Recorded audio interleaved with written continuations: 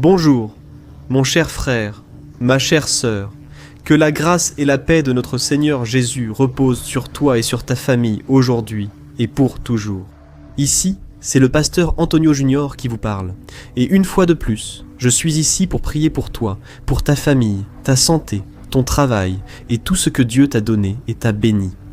Beaucoup de personnes m'écrivent en disant qu'elles sont bénies par ces prières. Mais je veux que tu saches que moi aussi, je suis très touché par le Saint-Esprit dans ces moments-là. Et c'est certain.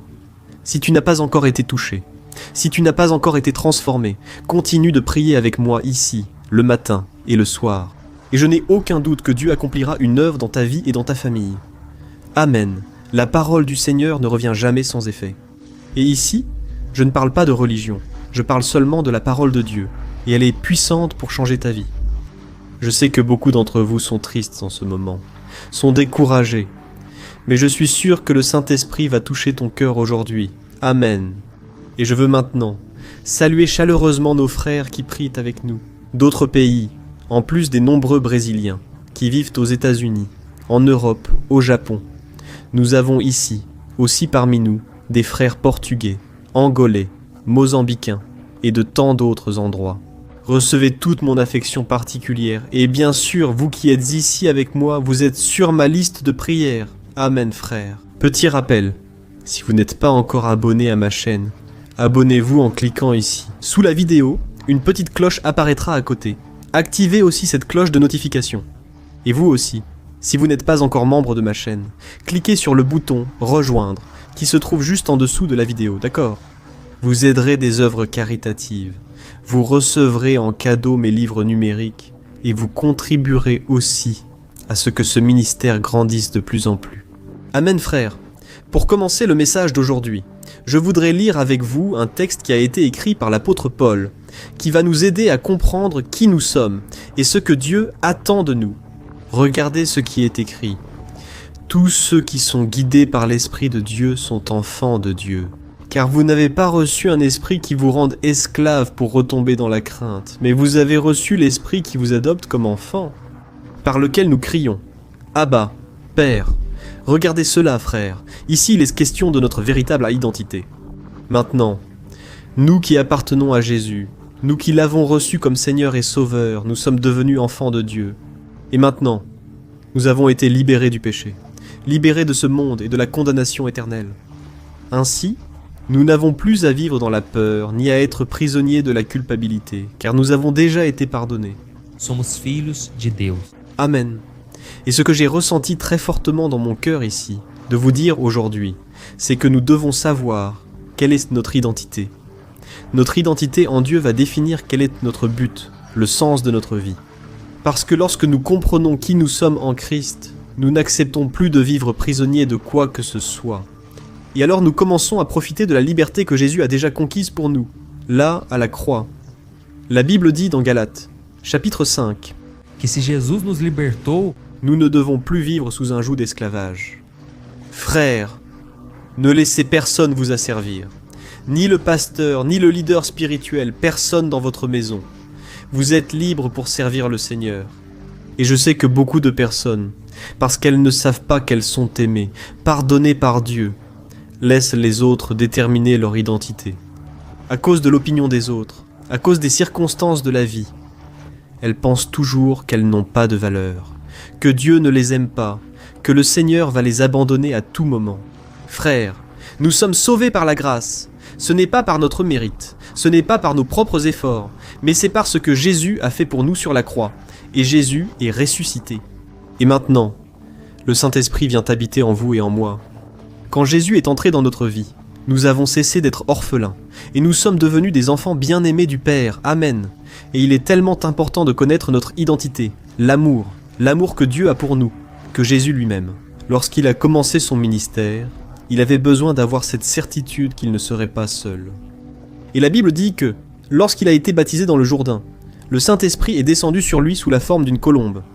Et une voix du ciel a dit ceci, « Celui-ci est mon Fils bien-aimé, en qui j'ai mis toute mon affection. » Frères, cela a été fondamental et certainement, cela a accompagné le ministère de Jésus au fil des années. Jésus avait besoin de savoir cela, qu'il était le Fils bien-aimé de Dieu. Et c'est tellement vrai que, juste après le baptême, Jésus a été tenté par Satan dans le désert. Et là, Satan voulait mettre Jésus à l'épreuve, pour savoir s'il savait vraiment qui était son Père, s'il faisait vraiment confiance à son Père. Et Satan disait toujours, « Si tu es le Fils de Dieu, fais en sorte que ces pierres deviennent des pains. Si tu es le Fils de Dieu, jette-toi de cette falaise pour voir si Dieu va te protéger. » Alors, le diable, mes frères, il sait que s'il vole notre identité, nous perdons notre confiance en Dieu, nous perdons notre foi. Et je sais qu'il y a beaucoup de personnes qui, lorsqu'elles sont au travail, à l'université, devant leurs amis, ces personnes ont peur d'être exclues, ridiculisées et même persécutées. Et c'est pourquoi elles n'assument jamais leur identité en Christ. Et c'est pour Por causa disso que eu quero contar para vocês hoje a história une femme de Dieu qui a dû révéler son identité et Dieu a accompli une œuvre extraordinaire. À partir de là, cette femme s'appelait Esther. Pour toi qui ne sais pas, je vais te résumer sa vie pour que tu comprennes l'importance d'assumer ton identité. La Bible dit qu'Esther était une jeune femme, elle était juive et elle a vécu pendant le règne du roi Assuérus. Elle a été élevée par son cousin, qui s'appelait Mardochée, puisque ses parents étaient morts quand elle était encore une enfant. Et un jour, le roi a ordonné qu'on cherche de très belles jeunes filles pour un concours de beauté, car il voulait choisir une nouvelle reine, et Esther a été l'une de ces jeunes filles sélectionnées.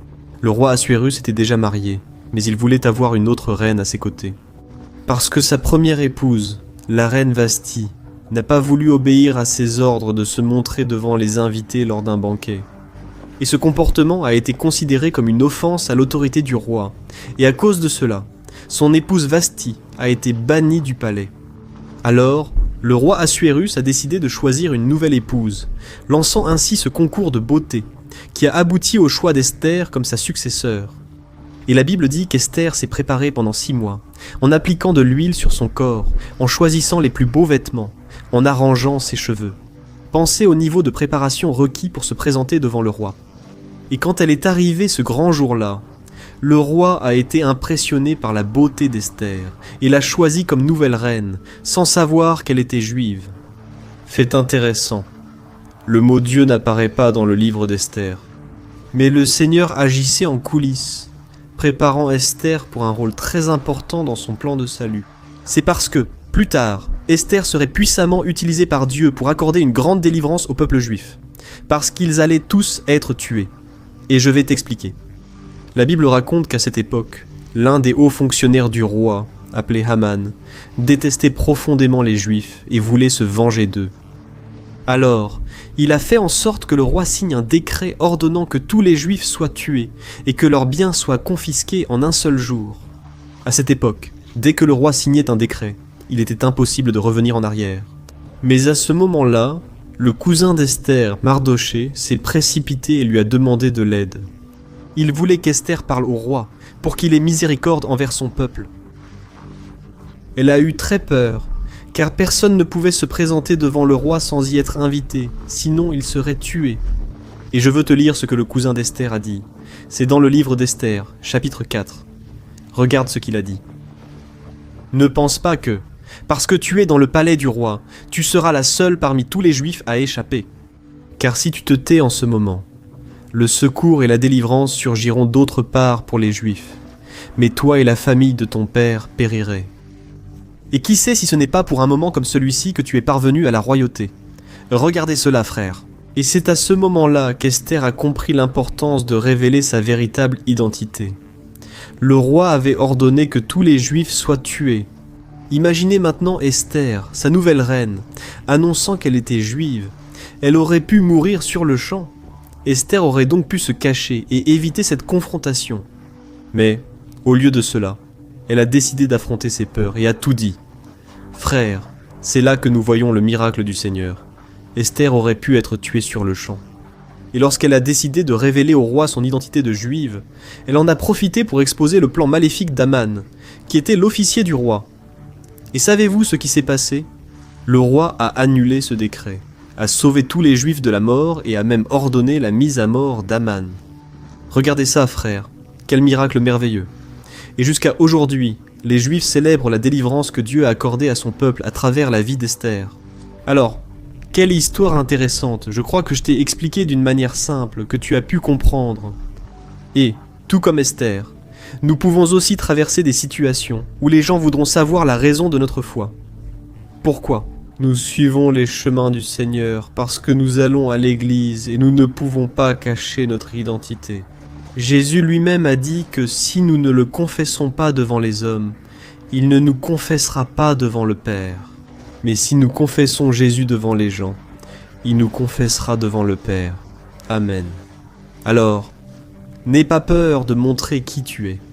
N'aie pas honte du Dieu que tu sers. Au contraire, montre à tout le monde qu'aujourd'hui tu appartiens à Jésus. Et mon souhait aujourd'hui est que, tout comme Esther, tu sois prêt à affronter tes peurs et à assumer ton identité. Et, c'est certain, Dieu sera avec toi à chaque instant. Amen. Maintenant, je veux prier pour ta vie. Toi qui es arrivé jusqu'ici, sache que le Seigneur t'aime beaucoup, et tu dois avoir cette certitude du pardon, de l'amour et du salut. Amen, prions, frères. Seigneur mon Dieu et mon Père, je me tiens en ta sainte présence pour élever et glorifier ton saint nom. Oh mon Dieu, merci beaucoup Seigneur pour l'opportunité de pouvoir vivre les plans que tu as tracés pour nous. Oh mon Dieu, merci beaucoup, merci pour les bénédictions, merci aussi pour les épreuves, pour les difficultés, parce que c'est à travers elles que nous grandissons. C'est à travers elles que nous mûrissons dans la foi. Et Père, je veux te demander pardon pour nos péchés, aussi bien ceux que nous avons commis, que ceux dont nous ne nous sommes même pas rendus compte, dont nous n'avons même pas pris conscience. Père, aie pitié de nous, Seigneur, renouvelle sur nous ta grâce, ta miséricorde, ô Dieu. Très souvent, doutons de ta puissance, de ton amour, Seigneur, nous oublions quelle est notre identité. Nous sommes sauvés par Jésus, et le malin ne peut pas nous toucher. Père, au nom de Jésus, je prie pour cette personne, qui chaque fois qu'elle pêche, se sent la pire personne du monde. Elle pense qu'il n'y a pas de pardon, Seigneur. Révèle-lui que le sacrifice de Jésus a été fait pour que nous soyons pardonnés une fois pour toutes, et que maintenant, nous pouvons toujours recevoir le pardon. Ô mon Dieu, ouvre nos yeux, Seigneur, car bien souvent la chair veut nous aveugler, bien souvent le péché. Les tentations essaient de nous éloigner de ta présence. Mais Seigneur, tout comme toi, comme Nos dê coragem. debout, pour que nous puissions lutter pour ce qui en vaut la peine, Seigneur. Très souvent, nous laissons le travail pour que Donaldson apparaisse en physique. Il a été l'un des premiers trésors du Brésil. Et quand, Seigneur, à partir de maintenant, nous allons assumer notre identité, et nous ne tomberons plus dans les mensonges du diable. Le diable est un menteur. Il veut nous affaiblir et nous éloigner de ta présence.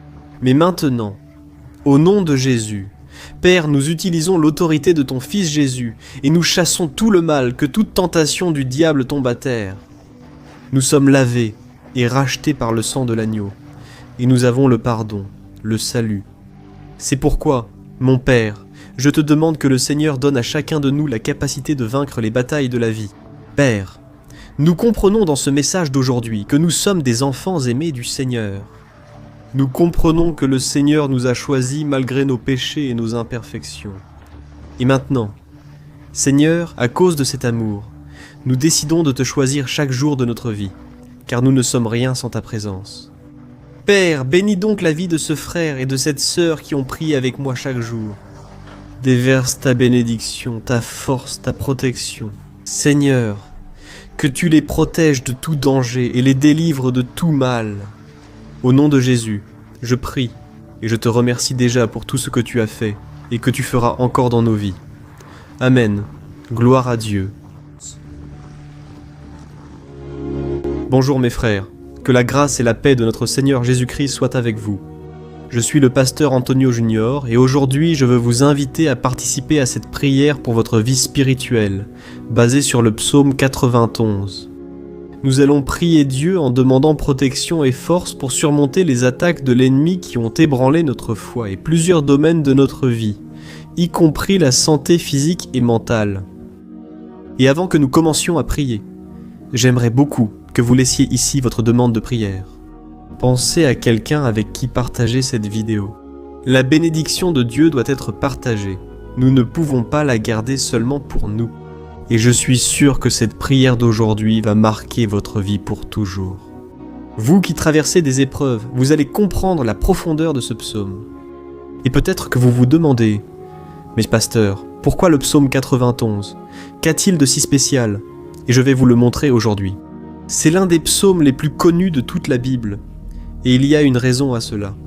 Même ceux qui ne sont pas chrétiens ont déjà entendu parler de ce psaume, ou l'ont déjà lu à un moment de leur vie.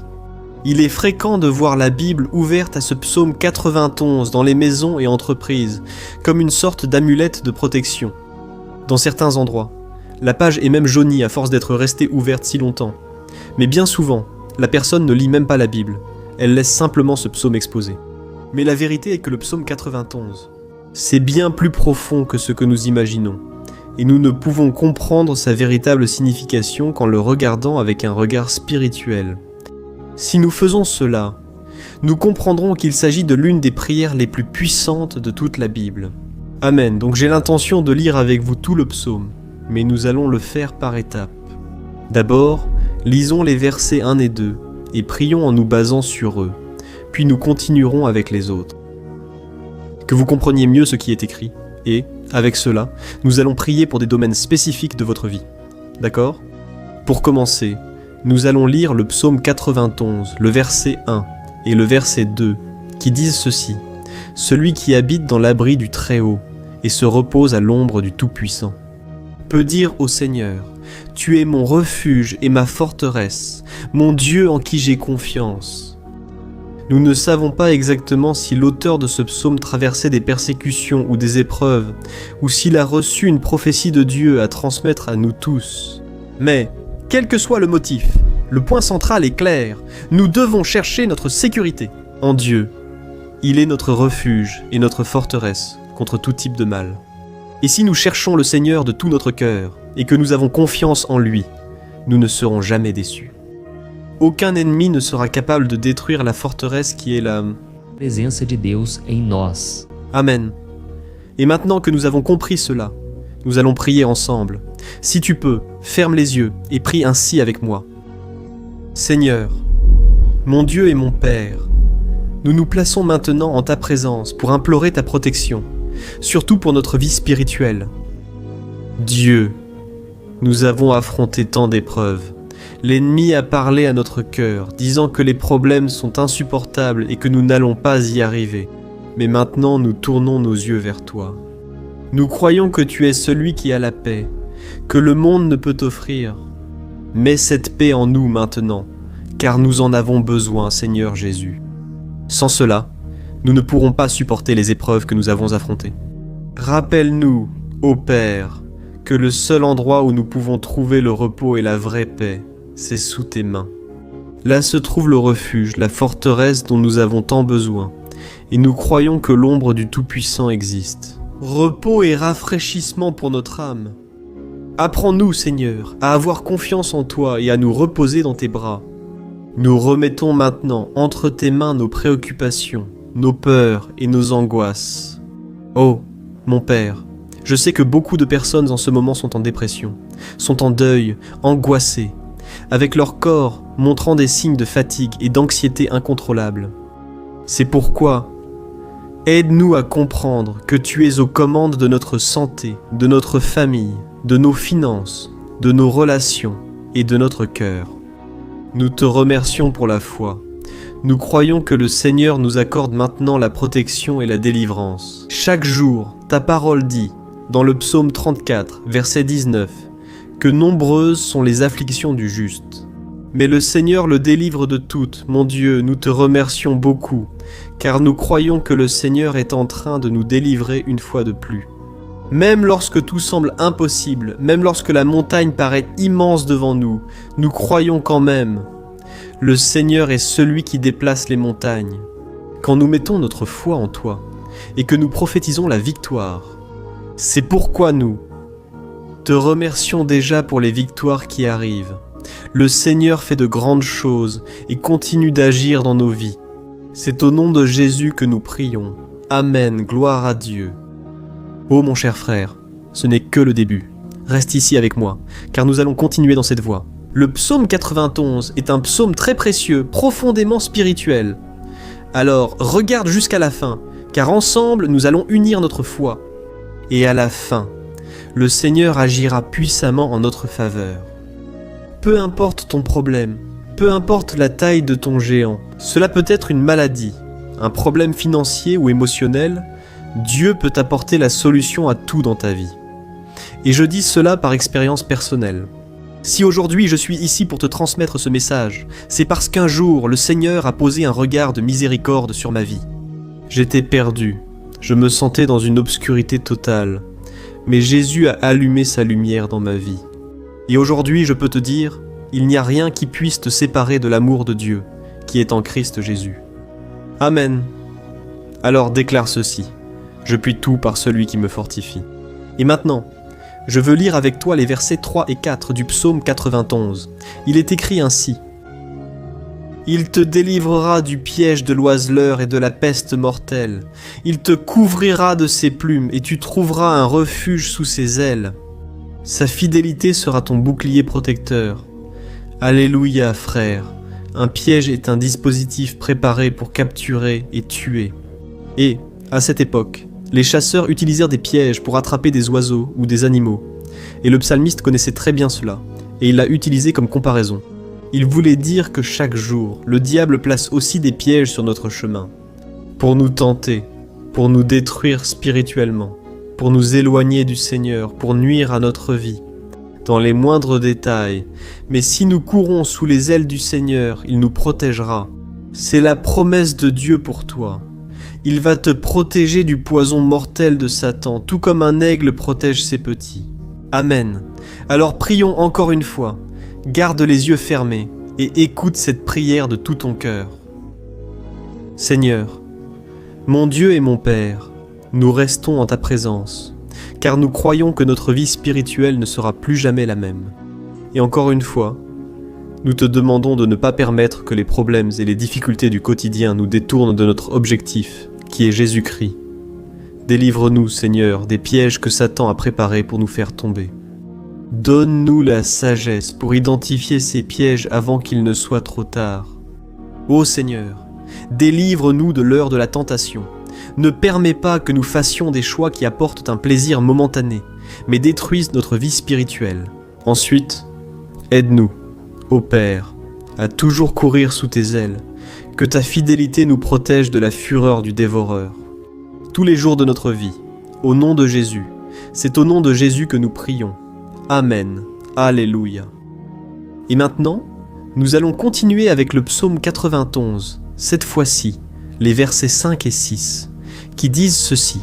« Tu ne craindras ni les terreurs de la nuit, ni la flèche qui vole de jour, ni la peste qui rôde dans les ténèbres, ni la contagion qui frappe en plein midi. » Frères, il se peut que ce psaume ait été écrit par le roi David.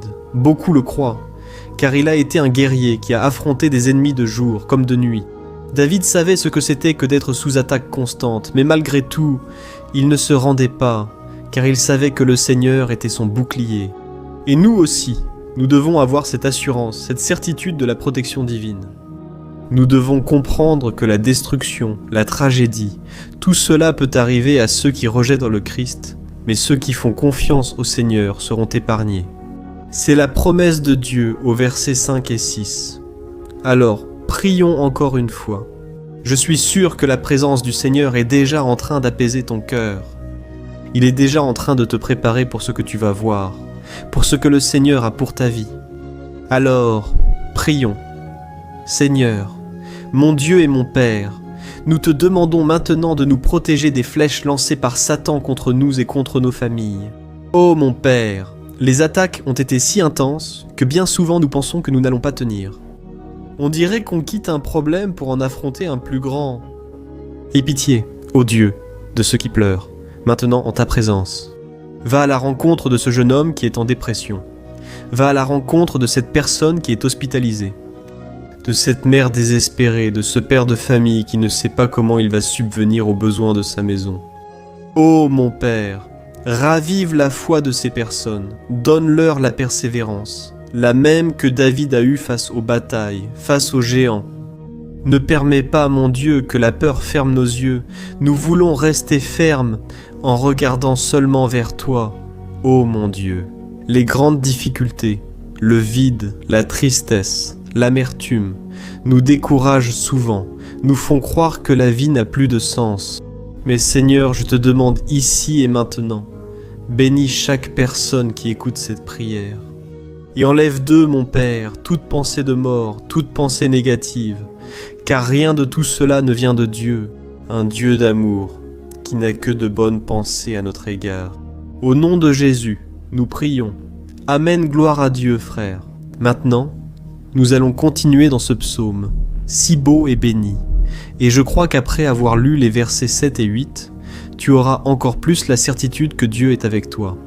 Tu peux en être sûr, les versets 7 et 8 disent ainsi. 1000 pourront tomber à ton côté, 10 000 à ta droite, mais rien ne t'atteindra. Tu regarderas simplement, et tu verras le châtiment des méchants. Amen, frère. Ce verset ici est très cité, mais les gens oublient parfois un détail. Cette promesse est uniquement pour ceux qui sont en présence de Dieu. Ceux qui s'éloignent de lui perdent la protection du Seigneur. La Bible dit que l'ange du Seigneur campe autour de ceux qui craignent Dieu et il les délivrera. Alors, frères, nous ne pouvons pas perdre la crainte du Seigneur, nous ne pouvons pas sortir de la protection de Dieu, car beaucoup là-dehors sont déjà éloignés. Et alors, quand nous les regardons, nous remarquons une chose. Il semble que la vie va de mal en pis. La maison semble sans protection. Et l'ennemi entre et sort, et il cause une grande destruction, un désordre. Combien de familles, frères, sont déstructurées? Combien de personnes sont touchées parce qu'elles ont perdu la protection spirituelle? Si tu t'identifies à ces personnes, si tu fais partie d'une famille qui a subi de nombreuses attaques et qui a été touchée, je veux que tu pries en toute conscience, crois qu'en ce moment, beaucoup peuvent tomber à tes côtés, beaucoup peuvent tomber à ta droite, mais rien ne t'atteindra. Amen. Alors, prie avec foi, avec la certitude que les anges du Seigneur viennent vers toi. Prie de cette manière.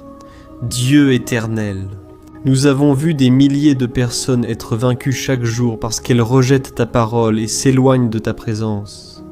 Mais nous, Seigneur, voulons rester fermes. Ne laisse aucun de tes enfants se perdre en chemin. Seigneur, afin que nous ne soyons pas atteints comme les impies, répands ton onction sur tous ceux qui participent à cette prière. Envoie tes anges, Seigneur, même sur ceux qui ne vont pas à l'église, ceux qui sont éloignés, mais qui maintenant crient vers toi. Fais le miracle dans leur vie, mon Père, et qu'ils puissent revenir ici et laisser dans les commentaires la grande délivrance que le Seigneur leur accorde, qu'ils puissent témoigner de ce que le Seigneur est en train de faire aujourd'hui. Et je crois que cette onction est en train de briser tout le joug, toute l'oppression, toute la tristesse, toute la fatigue. C'est au nom de Jésus que nous prions. Amen. Gloire à Dieu. Frères, nous allons maintenant continuer avec le psaume, et il est très important que vous ne quittiez pas cette vidéo. Je crois que maintenant, au verset 9 et 10, tu vas ressentir une paix surnaturelle. Si tu t'abandonnes vraiment au Seigneur Jésus, si tu places A fé nele, eu creio que ton cœur, il ne sera plus le même. Alors, fais attention à ce que disent les versets 9 et 10. Il est écrit ainsi. Si tu fais du Très-Haut ton refuge, aucun mal ne t'atteindra, aucun malheur n'approchera de ta tente. Amen, frère. Il est très important que je vous dise une chose. Cela ne signifie pas que nous n'aurons pas de problème. En réalité, plus nous nous rapprochons de Dieu, plus l'ennemi essaiera de nous attaquer. Mais, comme je l'ai déjà dit, si nous faisons confiance au Seigneur, si nous faisons de lui notre refuge, aucun malheur n'atteindra votre vie. Vous n'aurez pas à craindre les mauvaises nouvelles. Croyez simplement que le Seigneur vous protège. Et beaucoup de gens autour de vous vous regarderont et remarqueront la différence entre celui qui sert Dieu et celui qui ne le sert pas. Alors nous allons prier. Et je veux vraiment que vous ouvriez votre cœur et que vous fassiez aussi votre prière, même si c'est dans votre esprit. La Bible dit très clairement qu'avant même que notre parole ne sorte de notre bouche, Dieu la connaît déjà complètement. Et tout comme Anne, dans l'Ancien Testament, elle priait sans parole, ses lèvres bougeaient seulement, mais elle n'arrivait pas à s'exprimer. Telle était l'angoisse de cette femme qui ne pouvait pas avoir d'enfant, mais elle a prié. Et cette nuit-là, Dieu lui a accordé la grâce et elle est devenue une mère joyeuse d'enfants. Le Seigneur a ouvert son sein. Et je crois que de la même manière, tout ce qui ne porte pas de fruits, tout ce qui n'avance pas, aujourd'hui, ce cycle se termine ici. Au nom de Jésus, prenez possession, levez-vous et priez ainsi avec moi, prions. Père bien-aimé, nous te remercions pour notre vie, même au milieu des difficultés, au milieu des batailles que nous affrontons. Et nous voulons te demander maintenant, ô Père, continue d'être nôtre. Refúgio, a nossa salvação. Que le sang de Jésus-Christ, versé sur la croix, nous purifie de tout péché. L'ennemi connaît nos faiblesses. Seigneur, mais lorsque nous avons confiance en toi, aucun mal ne nous atteint, car ta parole nous dit dans Romains 8, versets 30 et 1, « Si Dieu est pour nous, qui sera contre nous? Et si le Seigneur agit, qui pourra l'en empêcher? Personne. Alléluia. Ô mon Père, merci beaucoup Seigneur pour ce moment si spécial. Nous prenons possession de ce que le Seigneur est déjà en train de nous donner. La paix que ce monde ne connaît pas, la paix qui dépasse toute compréhension. Garde-nous dans cette paix. Et jusqu'à la fin de cette vidéo, mon Dieu, nous saisissons le fait que le Seigneur est déjà en train de libérer la bénédiction à notre égard. Alléluia frères. Maintenant nous allons lire du verset 11 au verset 13 qui dit ceci. « Car il donnera des ordres à ses anges à votre sujet, pour qu'ils vous protègent dans toutes vos voies. Ils vous porteront sur leurs mains, afin que vous ne heurtiez pas votre pied contre une pierre. Vous marcherez sur le lion et la vipère, vous écraserez le lion puissant et le serpent. » Amen, ô mes bien-aimés, la sollicitude de Dieu est si grande qu'il envoie des anges pour nous garder. La Bible dit dans Luc chapitre 22 que lorsque Jésus était à Gethsémani, il souffrait là-bas dans l'angoisse. La bataille de la chair contre l'esprit, c'était le moment le plus difficile de sa vie. Et même si les disciples n'étaient pas avec lui à ce moment-là, après tout, il dormait. Mais la Bible dit que l'ange du Seigneur est venu vers Christ et l'a fortifié. De la même manière, toi qui souffres en ce moment, toi qui as une grande douleur dans le cœur, toi qui penses que tu n'en peux plus, crois qu'en ce moment le Seigneur envoie des anges, il donnera des ordres à ses anges à ton sujet, pour qu'ils te protègent dans toutes tes voies et qu'ils te tiennent par la main. Alléluia. Et alors tu écraseras la tête du serpent, tu vaincras tout le mal qui s'est levé contre toi et contre ta famille. Alors, nous allons prier maintenant. Nous sommes déjà en train de terminer le psaume. Mais s'il te plaît, ne pars pas pour que la bénédiction du Seigneur repose sur toi à tout moment. Prie ainsi avec moi, Seigneur, mon Dieu et mon Père. Les batailles spirituelles ont été si difficiles qu'il y a des moments où nous pensons ne pas pouvoir tenir. C'est pourquoi nous t'invoquons. Ô Dieu, envoie tes anges maintenant. Donne-leur des ordres, Père, pour qu'ils nous protègent sur tous nos chemins, pour qu'ils nous gardent, nous guident et nous fortifient. Ô mon Père, seuls nous n'y arrivons pas, mais avec tes anges à nos côtés, nous pouvons écraser la tête de l'ennemi et avancer fermement vers l'éternité. Ta parole dit que le Seigneur envoie tes anges pour protéger le salut, et nous nous approprions cette promesse. Même si nous ne pouvons pas voir ce qui se passe dans le monde spirituel, nous croyons que le Seigneur nous protège et nous accorde des délivrances. Maintenant, c'est pourquoi je te demande, mon Père, bénis chaque personne qui participe à cette prière, protège-les de toute chute, tromperie et des mensonges de Satan. Au nom de Jésus, nous prions. Amen. Gloire à Dieu. E agora, irmãos, chegamos aos versículos. Fin du psaume 91. Nous allons lire les versets 14 à 16 qui disent ceci. « Parce qu'il m'aime, je le délivrerai, je le protégerai, car il connaît mon nom. Il m'invoquera et je lui répondrai. Dans l'adversité, je serai avec lui. Je le délivrerai et je le comblerai d'honneur. Je lui donnerai une longue vie et je lui montrerai mon salut. Amen, gloire à Dieu, frère. Jésus a dit que quiconque vient à lui, il ne le rejettera jamais. Alors, rien ni personne ne peut te retirer des mains du Seigneur. Il t'aime vraiment. Il a déjà montré et prouvé son amour pour toi. Quand le Christ est allé jusqu'au bout, quand le Christ a souffert pour tes péchés, quand il a versé son sang pur et sans tache parce qu'il n'avait pas de péché, mais il a fait cela par amour pour toi. Et maintenant, il te protège lui-même. Je vais te sauver, je vais te protéger, je vais te donner une réponse, et dans l'adversité, je serai avec toi pour te délivrer. Alléluia. Alors crois en cette merveilleuse promesse du Seigneur et fais cette dernière prière avec moi. Prie ainsi. Seigneur, mon Dieu et mon Père, nous te remercions parce que tu nous as soutenus jusqu'ici. Merci mon Dieu parce que tu es bon, tu es miséricordieux, et tu ne nous traites pas selon nos péchés. Sinon, aucun de nous ne resterait, nous serions tous condamnés. Mais Jésus, nous plaçons notre foi en toi en ce moment. Nous croyons que tu es notre Seigneur et Sauveur, le seul qui peut nous donner la vie éternelle. Parce que le Seigneur est ressuscité et est à la droite du Père. Seigneur, même sans le mériter, nous avons confiance en ta grâce et ta miséricorde. Et je te demande ici et maintenant, Père, que chacune de ces personnes puisse être un témoin vivant, afin que d'autres puissent aussi te connaître. Fais en sorte que cette vidéo, mon Père, atteigne des foules, des milliers et des milliers de personnes, Pères qui sont angoissés, sans espoir, sans Dieu dans ce monde.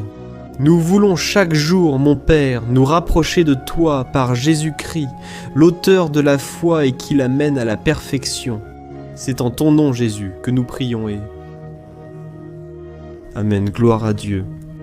Oh mes bien-aimés, si vous êtes arrivés jusqu'ici, je veux vous remercier, vous qui vous êtes consacrés à chercher davantage le Seigneur. La Bible dit que tous ceux qui le cherchent de tout leur cœur le trouveront, et il fera sa demeure et accomplira des merveilles dans votre vie. Amen. N'oubliez pas de partager maintenant. Je suis sûr que le Seigneur vous utilisera. Dans la vie de nombreuses personnes qui n'ont peut-être pas l'habitude de prier, mais cette vidéo ici peut être la porte d'eux. Que le Seigneur Jésus achève l'œuvre dans leur vie. Amen. Que Dieu te bénisse. Je t'attends dans la prochaine vidéo. Je vous embrasse fort.